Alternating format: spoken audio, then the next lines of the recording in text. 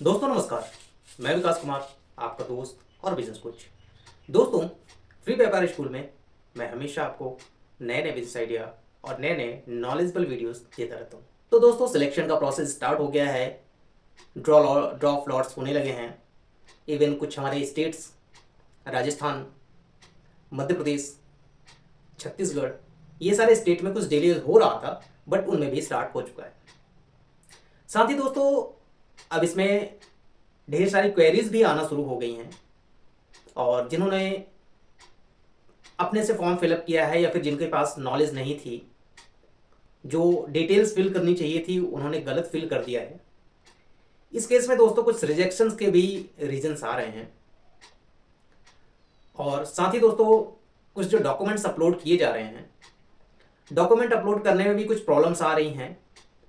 तो आप वो गलतियां ना करें, क्योंकि अगर आपका कुछ मिस्टेक होता है, कोई डॉक्यूमेंट्स प्रॉपर नहीं होता है या फिर वो इनविजिबल है, वो प्रॉपर तरीके से विजिबल नहीं है, तो इस केस में दोस्तों आपके पास मेल आ सकता है कंपनी के द्वारा। ऑल मार्केटिंग कंपनीज आपको मेल कर सकती हैं कि आपके इस डॉक्यूमेंट्स में ये प्रॉब्लम है, और उनको जो है आप फिर से सबमिट करें। दोस्तों, इसमें आपको परेशान होने की ज़रूरत नहीं है, बट जिन्होंने डॉक्यूमेंट्स अपलोड कर दिया है उनका तो ठीक है, बट आगे आने वाले टाइम पे जिनका भी सिलेक्शन होता है, जिनको डॉक्यूमेंट्स अपलोड करना है, तो दोस्तों आप ट्राई करें कि जितने भी डॉक्यूमेंट्स हैं वो प्रॉपर तरीके से होने चाहिए। ठीक है। जैसे कि सबसे पहले हम बात कर लेते हैं अपेंडिक्स 10A का। कुछ मेरे पास क्वेरीज आई हैं।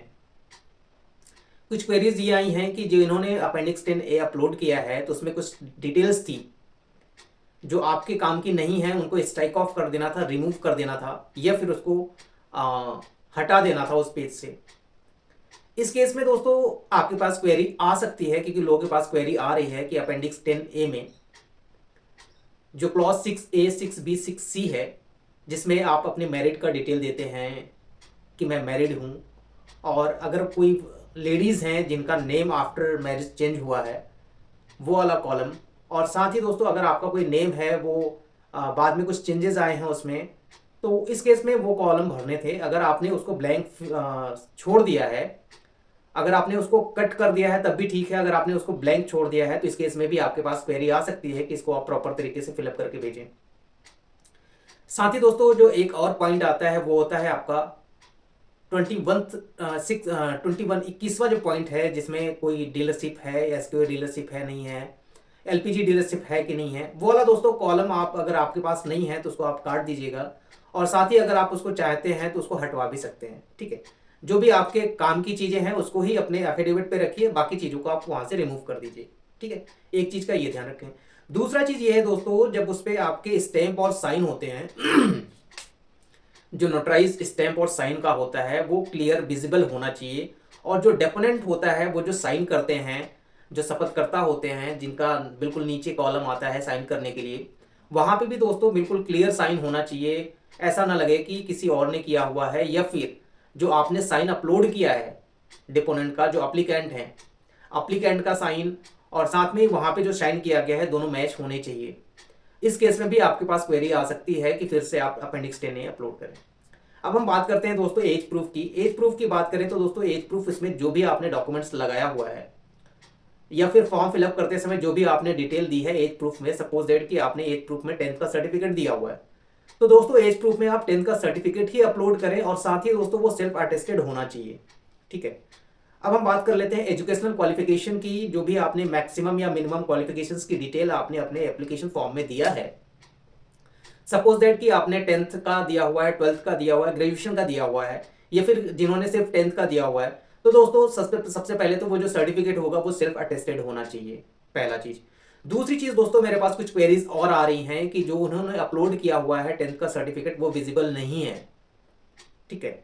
तो आप जो डॉक्यूमेंट्स को प्रॉपर स्कैन करके कैमरे से फोटो खींचते हैं तो वो क्लियर नहीं आती है, फिर लाइट आ जाता है तो कुछ चीजें रिफ्लेक्ट कर जाती हैं, वो ठीक से दिखती नहीं है। तो आप सोचिए कि सेल्स ऑफिसर कैसे उन सब चीज़ों को वेरीफाई करेंगे अगर वो विजिबल नहीं होगा। ठीक है। तो ये तीसरी चीज़ जो है, इस पे आप विशेष ध्यान दें कि जो आपका डिटेल है, एजुकेशनल क्वालिफिकेशन है, अगर आपने सिर्फ 10th का सर्टिफिकेट की डिटेल डाली हुई है तो 10th का सर्टिफिकेट अपलोड करें। अगर दोस्तों साथ में आपने 10th 12th या ग्रेजुएशन या आगे की जो भी डिग्रीज आपके पास हैं, जो भी आपके पास सर्टिफिकेट्स हैं आपने अगर वो डाले हुए हैं, तो उनकी कॉपी जो है, विजिबल कॉपी आप जो है अपलोड करें सेल्फ अटेस्टेड के साथ। ठीक है दोस्तों, इसके साथ ही दोस्तों जब जमीन की प्लॉट की बात हम करते हैं तो प्लॉट में दोस्तों वहां पे जो खसरा और खतौनी होता है, प्लॉट जो है उसके डिटेल में आपको खसरा और खतौनी अपलोड करना है और वो भी प्रॉपर विजिबल होना चाहिए। ठीक है दोस्तों, और उस पर जो भी खसरा और खतौनी होता है दोस्तों, एक चीज आप लोग ध्यान रखें कि जब भी अपने तहसील या कचहरी से आप खसरा और खतौनी का पेपर निकालते हैं तो वहां के रेवेन्यू डिपार्टमेंट का उस पर स्टैंप होना मैंडेटरी है। अगर वो स्टैंप नहीं होगा तो हो सकता है आपके पास क्वेरी आ जाए कि दूसरा डॉक्यूमेंट्स आप अपलोड कीजिए। अब हम बात करते हैं दोस्तों लीज राइट या ओनरशिप सपोर्टिंग डॉक्यूमेंट्स की। इसके लिए दोस्तों अगर आपने लीज करवाया हुआ है तो लीज के सारे पेपर, लीज में आपने जितने भी पेपर लगे हुए हैं, 10 पेपर लगे हुए हैं, 4 पेपर लगे हुए हैं, सारे पेपर्स को स्कैन करके 1 बाय 1 सीरीज में, ठीक है, नंबर से जो है first page, second page, third page, last page, इस तरह से आपको करना है ना। ऐसा नहीं कि आपने बीच में कर दिया तीसरा चौथा, इस तरह से नहीं होना चाहिए, बिल्कुल सीरियल नंबर से होना चाहिए वो पेज, आपको ध्यान रखें। इसके साथ ही दोस्तों अब हम बात कर लेते हैं स्क्रैच लेआउट का। स्क्रैच लेआउट में ही दोस्तों बहुत सारे लोगों की क्वेरी आ रही है क्योंकि लोगों ने रफली पेपर पे बना के एक स्क्रैच लेआउट उन्होंने अपलोड कर दिया है। तो दोस्तों जो स्क्रैच लेआउट है वो आपका जो है अपेंडिक्स 6 के फॉर्मेट में होना चाहिए, और अपेंडिक्स 6 के फॉर्मेट में दैट इज की एडवर्टीजमेंट लोकेशन होनी चाहिए, आपकी डिटेल होनी चाहिए, किस लोकेशन पे है वो होना चाहिए। साथ ही दोस्तों वहां पे जो प्रोमिनेंट लैंडमार्क दिया हुआ है वो भी होना चाहिए, ROW कितना है वो भी आपको मेंशन करना है, रोड का नाम क्या है ये भी आपको मेंशन करना है, सेंट्रल लाइन से छोड़ के आपका क्या है, मतलब ईच एंड एवरीथिंग आपके प्लॉट की डिटेल्स होनी चाहिए उस रोड पे। अदरवाइज दोस्तों क्या होता है कि काफी लोगों ने सिर्फ वो मैप बना के इसको अपलोड कर दिया तो उसमें क्वेरीज आ रही हैं। तो दोस्तों सिस्टम चल रहा है तो आप भी सपोर्ट करें, चीजों को फास्ट करें, डॉक्यूमेंट्स अपलोड कर रहे हैं तो सही तरीके से करें जिससे आपको बार बार क्वेरी ना आए कि ये डॉक्यूमेंट्स आप फिर से अपलोड कीजिए। सेल्स पर्सन भी आपके डिटेल्स को नहीं जानते हैं, चाहे वो किसी भी कंपनी को हो, चाहे वो HPCL के हो, चाहे वो ICL के हो, चाहे वो BPCL के हो। तो दोस्तों अगर सारी चीजें क्लियर रहेंगी तो उनको भी ठीक रहेगा। और साथ ही दोस्तों जो पैन कार्ड आप सेल्फ अटेस्टेड करके ही अपलोड करें। अब दोस्तों इसके साथ ही आता है अपेंडिक्स 3।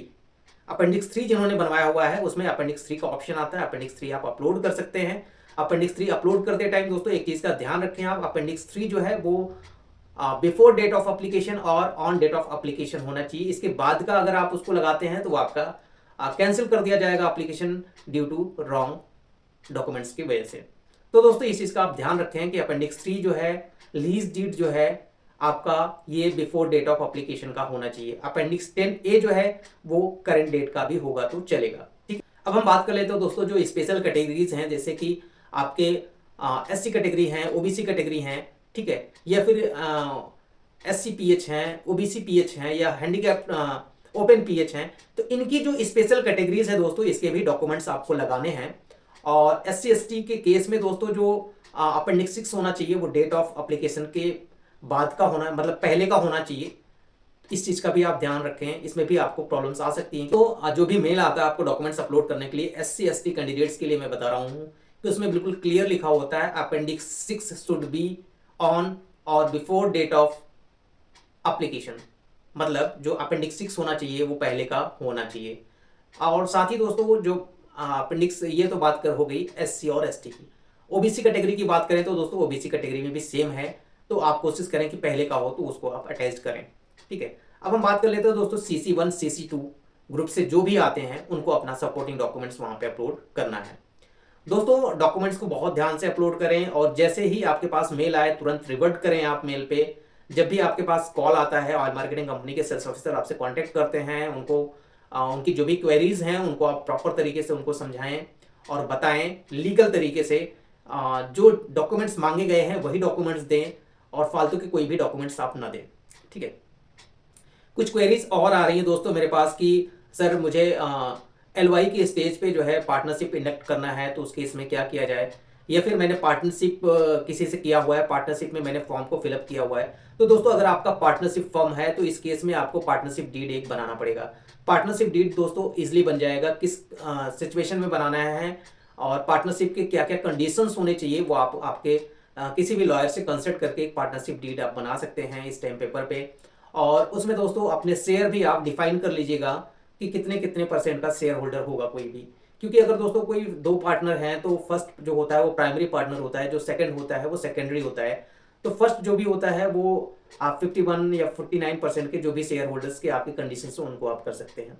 तो दोस्तों जब मैं बात कर रहा था रिकॉन्स्टिट्यूशन की, रिकॉन्स्टिट्यूशन भी आप कर सकते हैं। रिकॉन्स्टिट्यूशन के केस में दोस्तों आपको एलओआई स्टेज पे ही रिकॉन्स्टिट्यूशन करना है, क्योंकि एलओआई के बाद आपको रिकॉन्स्टिट्यूशन करने के ऑप्शंस नहीं मिलेंगे। तो आप एलओआई स्टेज पे ही आप रिकॉन्स्टिट्यूशन अगर आपको करना है तो आप कर लीजिएगा, क्योंकि बहुत सारे लोगों की प्रॉब्लम्स आ रही हैं कि सर मैं फाइनेंशियली वीक हूँ, मैं कैसे इसको स्टार्ट कर पाऊंगा, क्योंकि इसमें काफ़ी ज़्यादा इन्वेस्टमेंट होना है दोस्तों। ये पेट्रोल पंप का बिजनेस बहुत नॉर्मल बिजनेस नहीं है, ये काफ़ी प्रॉफिट के साथ साथ हाई इन्वेस्टमेंट बिजनेस भी है, ठीक है। तो दोस्तों अगर किसी को कोई प्रॉब्लम है फाइनेंस की, तो वो आप अपने पार्टनर किसी से पार्टनरशिप कर सकते हैं, आउटसाइडर पार्टनर इंडक्ट कर सकते हैं। आउटसाइडर पार्टनर इंडक्ट करने के लिए आपको अपने सेल्स ऑफिसर से कांटेक्ट करना पड़ेगा, कुछ पेपर्स रेडी करने पड़ते हैं, कुछ एफिडेविट्स होते हैं। उसमें दोस्तों जो आउटसाइडर पार्टनर होगा उसका भी कुछ पर्सनल इंटरव्यूज लिया जाता है, ठीक है। इस तरह से तो दोस्तों इस तरह से जो है आउटसाइड पार्टनर आप बना सकते हैं। और आउटसाइड पार्टनर बनाने के लिए दोस्तों इसमें बहुत सारे लोगों की क्वेरीज आ रही हैं कि सर कैसे करें, मैं इतना एलिजिबल नहीं हूँ कि 1 से 1.5 करोड़ रुपए का मैं इन्वेस्टमेंट कर पाऊँ। और साथ ही दोस्तों बहुत लोगों की क्वेरीज आ रही हैं कि जिनका ग्रुप 3 में सिलेक्शन हो गया है, अब उनको लैंड नहीं मिल रहा है। तो दोस्तों आपको लैंड का अरेंजमेंट करना पड़ेगा। अगर लैंड का अरेंजमेंट नहीं हो पाता है तो फिर आपका जो मेल आया हुआ है विदिन 90 डेज आपको जो है डॉक्यूमेंट्स अपलोड करना है, तो वहाँ पे आपको प्रॉब्लम आ सकती है, आपके कैंडिडेचर को कैंसिल कर दिया जाएगा। तो विदिन 90 डेज आप अरेंज करके मिनिमम आपको अपेंडिक्स जो 3 है, ठीक है, वो आपको अपलोड करना है। अब दोस्तों इसी के साथ हम बात कर लेते हैं कि कुछ क्वेरीज और आ रही हैं। कुछ क्वेरीज क्या आ रही हैं कि जिन्होंने गलती से फॉर्म फिलअप करते टाइम रिलेशनशिप उन्होंने गलत डाल दिया है, ठीक है, रिलेशनशिप उन्होंने गलत डाल दिया है। कि हमारे व्यूअर हैं उनका केस ऐसा है कि उन्होंने लैंड ओनर का नाम तो सही डाला है बट रिलेशनशिप बाय मिस्टेक वो गलत डाल दिया हुआ है। और कुछ रिलेशन और फादर इन लॉ का रिलेशन है, उन्होंने स्टेप फादर का चूज कर लिया है। तो इस केस में दोस्तों क्या करें, ये समझने वाली बात है। तो दोस्तों एक आप एफिडेविट इस पे दे सकते हैं कि सर बाय मिस्टेक मुझसे ये हो गया है, मेरे पास डॉक्यूमेंट्स भी हैं। आपने अगर अपेंडिक्स 3 बनाया हुआ है तो वो अपेंडिक्स 3 डॉक्यूमेंट्स दीजिए। और साथ ही दोस्तों वहाँ पे आप एक एफिडेविट भी लगा दीजिए कि बाय मिस्टेक की मुझसे गलती हो गई है, बट जो ओनर नेम है वो और जिनकी ज़मीन है वो दोनों सेम है। रिलेशनशिप बाय मिस्टेक मुझसे गलती हो गई है, तो हो सकता है कि आपके लिए कुछ रिलैक्सेशन मिल जाए। तो ये करके दोस्तों आप कर सकते हैं। और साथ ही दोस्तों कुछ क्वेरीज और आ रही हैं। कुछ क्वेरीज इस टाइप से आ रही हैं कि वो पीडीएफ फाइल ओपन नहीं हो रही है। तो दोस्तों जब भी आप अपना ब्राउजर ओपन करते हैं और पेट्रोल पंप का साइट ओपन करते हैं डॉक्यूमेंट अपलोड करने के लिए, जब क्लिक करते हैं तो आपके कंप्यूटर का एक विंडो ओपन होके आता है। विंडो ओपन होके आता है तो वहाँ पर राइट हैंड साइड पे एक फाइल नेम होता है जिसमें .jpg .png .jpeg करके लिखा होता है। तो वहाँ पे दोस्तों सेलेक्ट करने का ऑप्शन होता है। मैं आपको दिखा दे रहा हूँ कैसे यहाँ पे सेलेक्ट करना है। हाँ, ऐसे ही करना है। तो वहाँ पे ऑल फाइल कर लेंगे तो आपका जो पीडीएफ फाइल है वो भी वहाँ पे शो कर जाएगा, ठीक है। तो एक क्वेरी ये आपकी खत्म हो गई। और दोस्तों जो भी क्वेरीज हूँ आप मुझे कमेंट करें, मैं आपके क्वेरीज पे वीडियोस बनाऊंगा, आपके क्वेरीज पे रिप्लाई भी करने की कोशिश करता हूँ। बट क्या करूँ दोस्तों, टाइम कम होने की वजह से रिप्लाई नहीं कर पाता हूँ। तो इसी तरह की दोस्तों वीडियोस के लिए चैनल को सब्सक्राइब जरूर कर दें। चैनल को सब्सक्राइब करना बिल्कुल भी ना भूलें। और मिलते हैं दोस्तों नेक्स्ट वीडियो में, तब तक के लिए धन्यवाद।